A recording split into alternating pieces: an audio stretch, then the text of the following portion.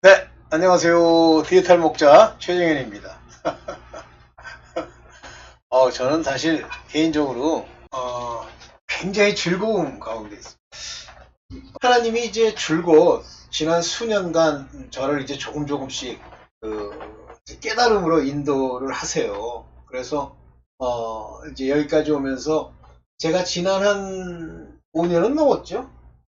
거의 한 6년 동안 이제 이 디지털 목자라는 타이틀로 여러분들한테 이제 많은 제 깨달음을 또 전했고, 심지어는 그 보이지 않는 세계를 봤다고 하는 간증 뭐 이런 사람들 걸 갖다 올려놓으면서도 항상 이제 풀리지 않는 것들이 굉장히 많아요. 그렇지만 이제 하나님이 주신 걸로 풀게 되는데, 하나님이 제게 줄곧 아주 맥락 있게 저를 인도하셨던 건 뭐냐면, 절대 인간이 생각하는 것처럼 뭐 노력했더니 뭐 하나님을 알게 됐다, 내가 믿었더니 하나님이 나를 뭐 그거 다 거짓말이에요. 물론 하나님이 이 땅에, 제가 이제 일반은 총 얘기를 했죠. 그것도 하나님이 제게 알게 하신 건데, 이 땅에서 뭐 성실하고 또 나름대로 굉장히 노력을 많이 하고 살아가면 하나님이 뭘 주세요. 편안하게 해주십니다. 제가 뭐 다른 사람의 간증을 하는 것보다는 저희 집안 간증을 많이 하게 되잖아요. 그 이유 중에 하나가, 저는 저희 부모님들 또는 저희 권사님을 잘 알잖아요. 산 세월이 있는데, 물론 그분들이 생각하고 본 세계와 제가 보고 안 세계는 다르죠. 뭐 저희 친구들 아는 거는 나랑 만났을 때 개인적인 나라고 하는 사람과의 관계 속에서만 만나는 거지, 내가 그들의 일상을 압니까? 그런데 뭘 알 수 있냐면, 세월이 오래 지나면 그들이 무엇을 심었고 무엇을 거뒀고 현재 무엇이 되었느냐라고 하는 걸 알 수가 있어요. 이건 참 무서운데요. 이거는 그냥 하나님이 이 땅이라고 하는 곳에 그 하나님이 주신 일반 은총이 심은 대로 거둔다요. 그렇다고 이 땅에서 심은 것으로 천국에 가느냐? 아니라는 것이 하나님의 뜻입니다. 절대 이 땅에서 뭐 했고, 이 땅에서 공부 많이 했고, 이 땅에서 뭐 재산이 많고, 이 땅에서 뭐 내가 종교적으로 노력했고, 아무 소용이 없어요. 아무 소용이 없다는 거예요. 제가 뭐 한 8년 전, 9년 전만 해도 그것이 굉장히 어떤 의미를 가지는지를 정확하게 몰랐지만, 그러나 하나, 리포메이션, 개혁주의가 참이다. 알미니안주의, 이건 거짓이요 이단이다. 이거는 하나님이 아주 오래도록 제게 주셨어요. 왜냐면 저는요, 저희 알미니안주의의 핵심이라고 하는 성결교단도 다녀봤고, 그들 목사들의 설교도 보았고, 어떻게 종교적으로 타락하는지도 보았습니다. 또 심지어는 장로교 안에 있지만 그들이 방황하는 거예요. 장로교 안에서. 왜 방황하냐면, 성경에 나와 있는 내용들을 모르니까 육체대로 행하면 죽을 거다, 죽는 사람들, 뭐 배신하고, 뭐 알렉산더와 후메네오, 뭐 이런 얘기들이 마구 나오는데 그들은 성경 안에 있는 내용을 전혀 모르는 거예요. 그런데 자기네들이 신학교에서 배웠다는 건 리포메이션, 개혁주의죠. 안 믿겨지는 거예요. 자기 자신이 이미 개혁된 사람이요, 하나님의 무엇을 받은 사람들이 아니기 때문에 아무리 자기가 노력해도요, 알 수가 없습니다. 그게 오늘날 목사예요. 제가 만났던 목사 중에 깨달았다라고 느껴지는 사람 한 명도 없다 그러면 그거는 사람 취급하는 거고요.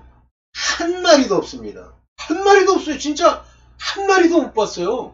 그런 식으로 소위 목사라는 인간이 이 입으로 내는 것 가지고는 저도 완전히 이 어두움 중에 방황하고 있는데, 하나님이 제게 어느 순간부터 깨닫게 하세요.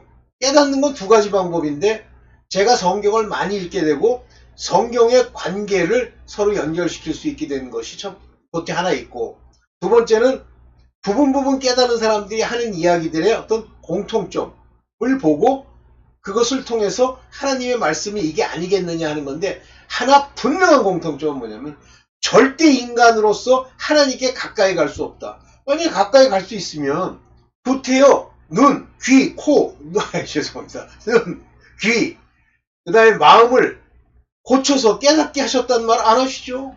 그걸 깨닫게 해줘야 안다는 말씀도 안 하시죠?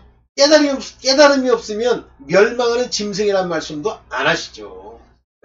그래서 이제 하나하나씩 깨달으면서 제가 이 영상을 만든 거예요.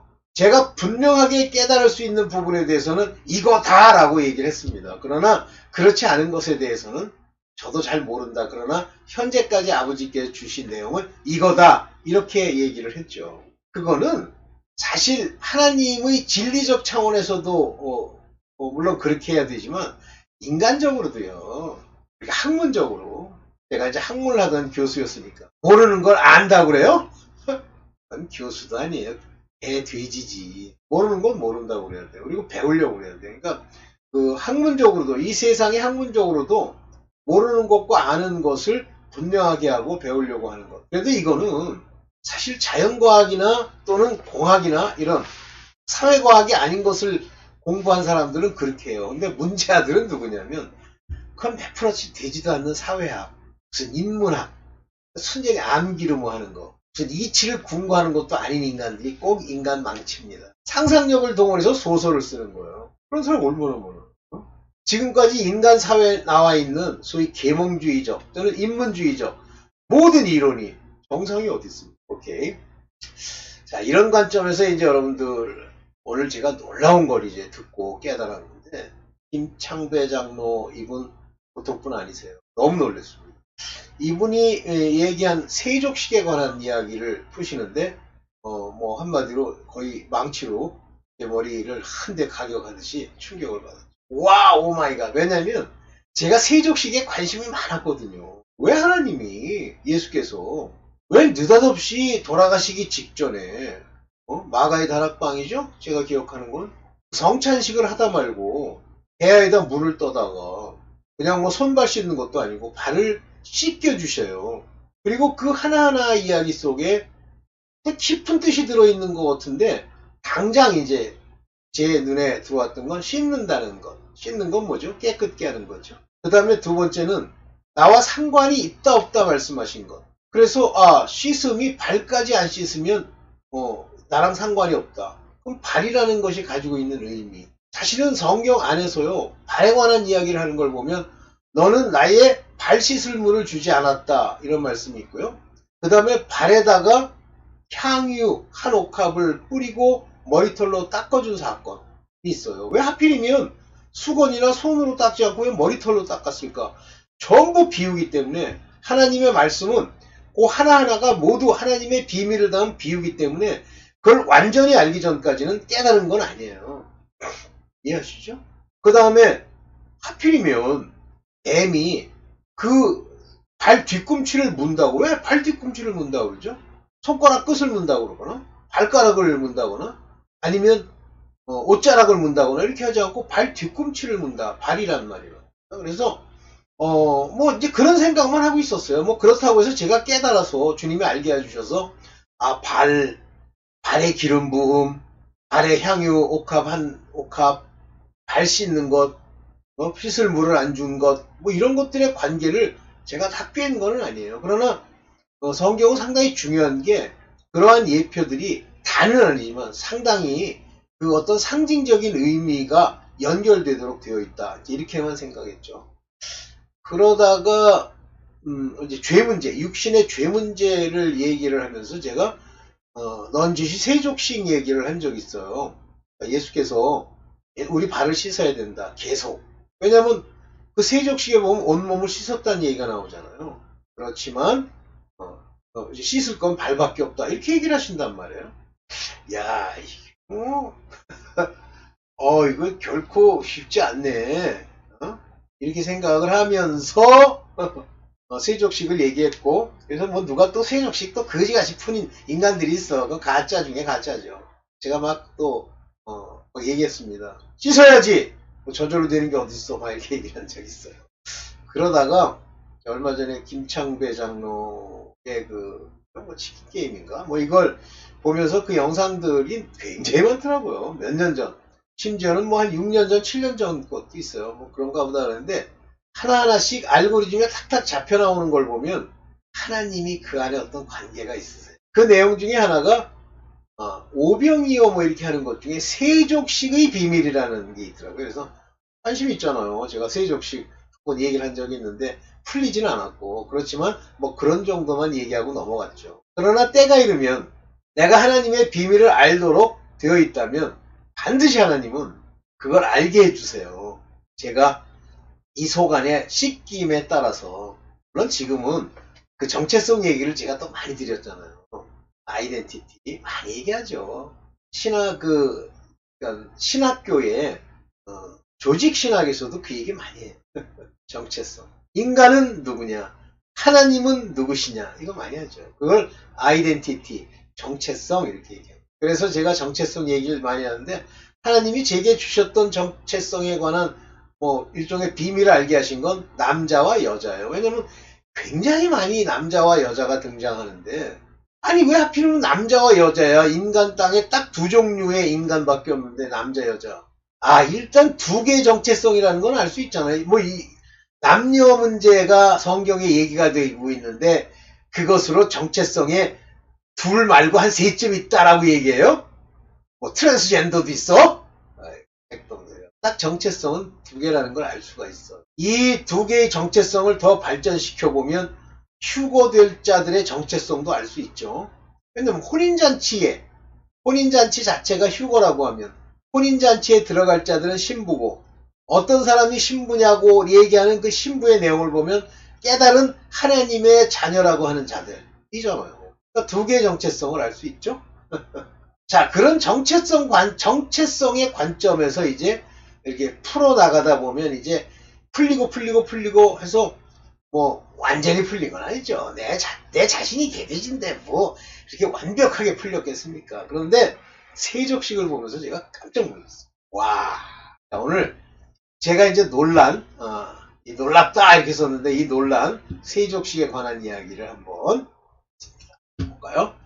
요한복음 13장 3절에 저녁 먹는 중 예수께서는 6월절의 공생에 6월절을 지키기 위해서, 그 명절을 지키기 위해서 예수께서 예루살렘 성으로 올라가십니다. 그게 6월절이에요. 그래서 유대인들의 큰 명절, 그러면 무교절, 이 무교절 앞에 바로 6월절이 있고요. 6월절 다음에 무교절 일주일을 지내고, 그 무교절이 끝나면 초실절이 오고, 이 초실절 잔치라고 이 전체가 명절이에요. 그래서 일주일 동안 큰 명절이라, 성경에 보시면 예수께서 그 6월절에 올라갔을 때 6월절 거기가 큰 명절 때라는 말이고, 마지막 돌아가실 때도 6월절 날 돌아가시죠. 그래서 여기 말하는 13장 3절에 저녁 먹는 중이라는 건 6월절 만찬을 드실 때예요. 바로 그 직전에 저녁 먹는 중 예수께서 아버지께서 모든 것을 자기 손에 맡기신 것과 또 자기가 하나님께로부터 오셨다가 하나님께로 돌아가실 것을 아시고 죽으시는 거죠. 6월절날. 그래서 예수께 모든 것을 맡기신 것 같이 예수와 연합된 자들, 즉 예수 그리스도로 연합된, 세례받는 그 분들이 다 그 세상을 이제 예수께서 맡기신 것 같이 맡기면서 심지어는 더 큰 일도 하리라 라고 얘기를 하는 겁니다. 자, 13장 4절 볼게요. 저녁 잡수시던 자리에서 일어나, 이제 중요한 얘기들이 나옵니다.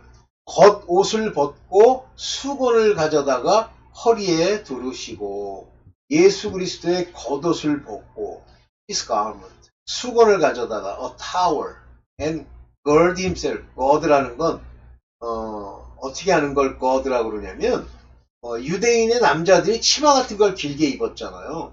그래서 그 치마 같은 것이 발에 걸리니까 여기 말하는 이 gird라고 하는 말은 그 치마를 뒤에서부터 뽑아가지고 올린 다음에 허리에 이렇게 감아요. 그러면 어떻게 되니까 반바지처럼 되잖아요. 그렇게 하는 겁니다. 허리에 두르시고라는 거 그거예요. 근데 여기에 수건을 가져다가 둘렀다고 그랬어요. 수건. 이 수건이 재밌는 겁니다. 수건. 타워예요. 타월. 수건. 수건을 가져다가 허리에 둘렀다. 이 아랫도리에 걸드라는 거 위로 올려가지고 다리가 드러난 그곳에 수건을 쭉 펼치면 대제사장이 입는 옷이 됩니다.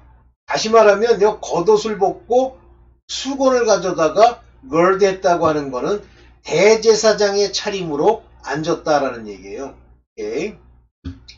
이에 대야에 물을 담아. 대야. 여러분들 이 대야가 한 군데 나오는데 어디에 대야가 나오냐면 바로 성소 앞에 물 담은 항아리, 즉 대야가 있습니다. 거기서 물을 담았어요. 뭐냐면 요거는 씻는 거예요. 보통은 손을 씻죠? 그런데 이 물을 담아 제자들의 발을 씻기고, 요 발이 씻긴다는 게 중요합니다. 이 물로 발을 씻기고 두르신 수건으로 씻기기 시작해요. 이 타월을 가지고 그들을 닦아주는 거예요.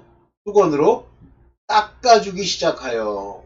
대제사장으로서의 일을 하신다. 대제사장은 어디에서 사역을 하시기 위해서 정해지신 분이냐면 지성소.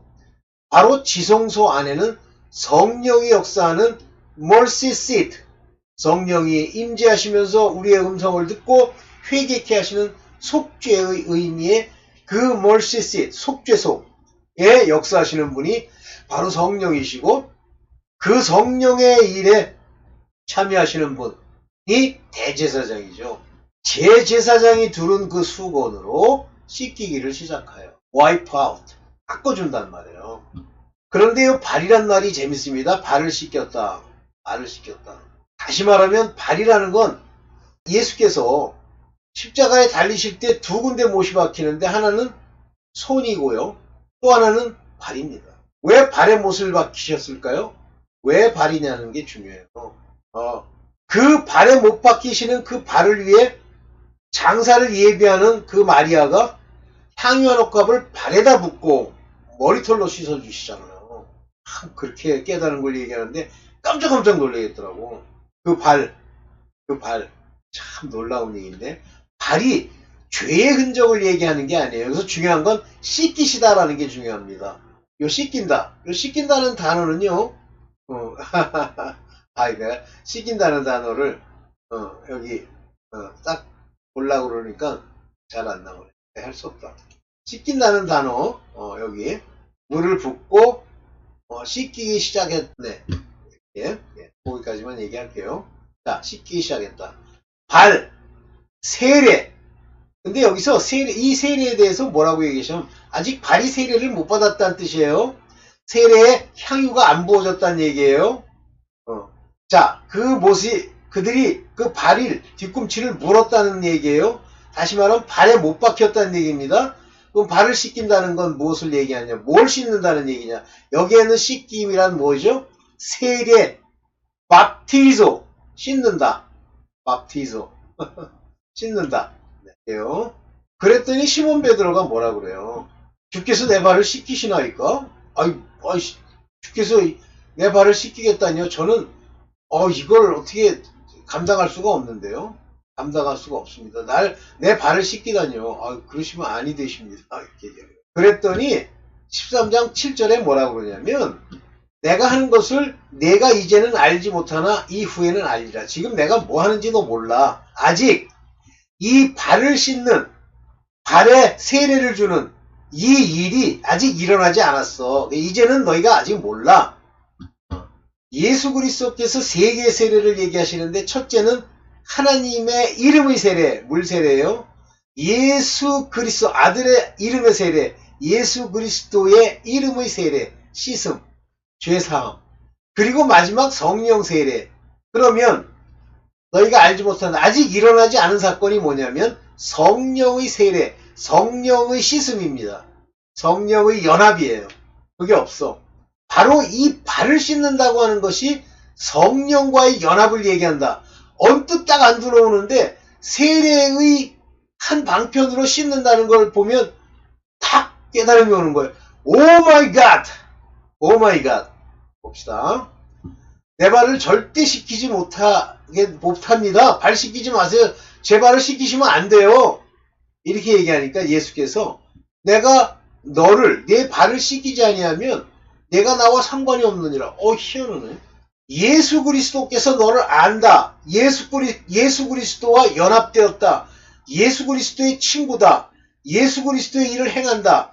라고 하는 이것은 예수 그리스도와 친구된 자들, 곧 성령의 세례를 받아 하나님의 아들이 된 자들에 관한 이야기입니다. 만약에 네가 성령 세례를 안 받으면, 내가 씻기지 않으면, 성령 세례가 일어나지 않으면 나랑 상관없어. 난 널 모르게 돼.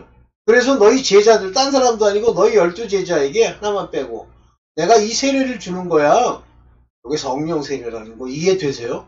전 너무 놀래가지고 막 탄식이 다 나오더라고. 놀래가지고 발을 씻지 못한다니까. 너 발 안 씻으면 씻지 못합니다. 그러니까 성령 세례를 저에게 주시면 안 돼요. 그러니까 내가 너를 성령 세례를 안 줘?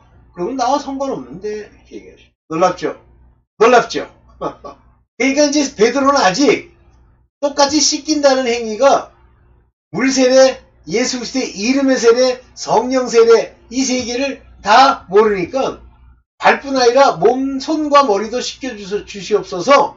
다시 말하면 예수 그리스도의 이름으로 씻겨주시옵소서. 육체의 죄를 씻겨주시옵소서. 그 얘기로 하는 거예요. 그랬더니 예수께서 뭐라 그러시냐면 너 목욕했잖아. 내가 네 온몸을 다 씻었고 너는 네 영도 살았고 이제 성령의 세례로 내가 하나님의 아들이 되는, 이제 다시는 죄를 짓지 아니하는 완전히 속죄의 제사가 내 안에 이루어지는 이 발만 씻으면 되는데 온몸은 일단 깨끗해. 걱정하지 마. 너희는 깨끗하니 다는 아니다. 이제 저것만 얘기하는 거예요. 다시 말하면 유다는 성령 예수 그리스도의 이름의 세례로 죄사함을 못 받은 거예요. 다는 아니니라 그랬어요. 그랬더니 자기 팔자를 아시는 거고, 그러므로 다는 깨끗이 아니한다 하셨어요. 13장 11절에. 그리고 저희 발을 씻기신 후 성령 세례 주시는 거예요. 옷을 입으시고 다시 앉아서 이르시되 내가 너희에게 행한 것을 너희가 아느냐? 묻는 거예요. 내가 뭘 했는지 너 알아? 너희가 나를 선생이라 또는 주라 하는데 너희 말이 옳다. 내가 너희 선생이여 주 맞아. 그런데 내가 주와 또는 선생이 되어 너희 발을 씻었으니 너희도 서로 발을 씻는 것이 옳으니라. 쉬운 얘기가 여기 나옵니다. 제가 성령 세례에 대해서 이제 나름대로 깨달음을 얻고 볼 때마다 좀 이상한 사건이, 예수 그리스도의 이름으로 죄사함을 받으라. 그러면 약속의 성령이 쉘이란 말 썼어요. 내리실 거다. 아직 안 내린 거예요. 그때 당시에는. 그러면서 에베소 교회 또는 사마리아 교회, 심지어는 그 니고데모의 집, 니고데모 맞죠? 고넬료의 집. 죄송합니다. 왜 예수 그리스도의 이름으로 죄사함까지 얻었음에도 불구하고, 약속의 성령을 약속했음에도 불구하고 왜 성령을 내리기 위해서 그 제자들, 곧 하나님과 연합된 그리스도라고 할 수 있는 그리스도의 일을 하는 그 자들을 보내어 안수하며 성령을 받을까? 바로 이겁니다. 너희도 서로 발을 씻기는 것이 좋으니라. 성령 세례는 바로 너희가 그들과 하나 된다고 하는 그 일의 선포로 이루어진다. 그 얘기예요. 오 마이 갓! 오 마이 갓! 놀랍죠? 와! 놀랍네! 어떻게 이런 일이? 내가 너희에게 행한 것 같이 너희도 행하게 하려 본을 보였노라. 그러니까 성령을 받으려면 그냥 성령을 받을 수 있지만 하나님과 하나 된 성령이 거하시는 사람들이 와서 안수하고 또 그들을 위해 기도하면 성령이 내리는 거예요. 그랬더니 마술사 시몬이 나도 성령 내리게 해주셨어. 야, 이 개돼지야. 네가 하나님의 아들이 돼야지. 네 안에 성령이 임해야지 세례를 받아서. 그 다음에 돈을 줘? 그러니까 넌 악독이 가득한 자다. 이렇게 얘기하잖아요. 여러분들 이해가 되세요?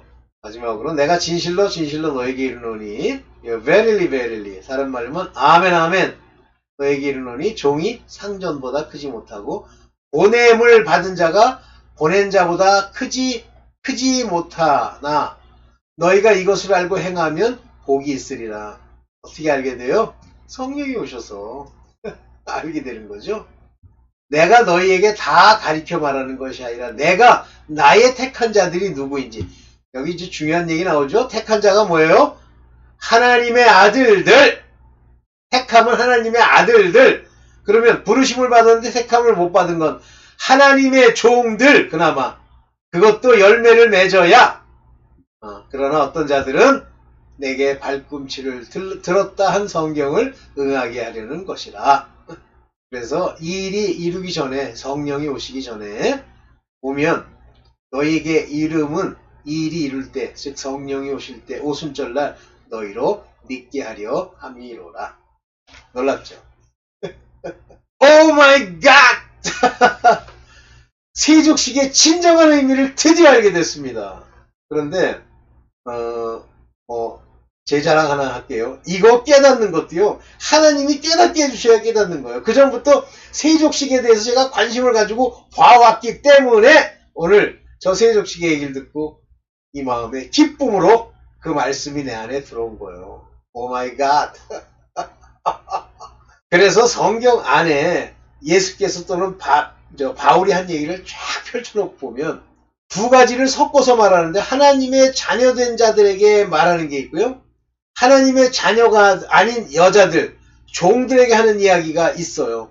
그러나 하나님의 자녀도 장성한 분량이 되기까지는 종들과 모양이 같다고 했어요. 이것도 여러분들이 깨달아야 돼. 뭐냐면 하나님이 몽학선생 아래에 있게 한다는 얘기가 나오죠. 언제까지? 왕이 될 때까지 왕의 자녀에게. 그래서 몽학선생 아래에 있다고 해서 여러분들 지금 율법 아래에 있어서 거기서 이것저것 듣고 제 영상도 듣고 한다고 해서 영원히 종이거나 하나님의 아들이 아닌 건 아니에요. 여러분들한테 자꾸만 깨달이 오면 때가 이름에 여러분들이 이제 그걸 깨닫게 되죠. 제가 아주 놀라워서 긴 얘기를 이제 덤블에도 이렇게 하나 연결해서 올리겠습니다만 한번 들어보세요. 아주 재밌는 얘기가 많이 나옵니다. 대단한 분이에요. 놀랍습니다. 네, 오늘 여기까지만 하겠습니다. 감사합니다.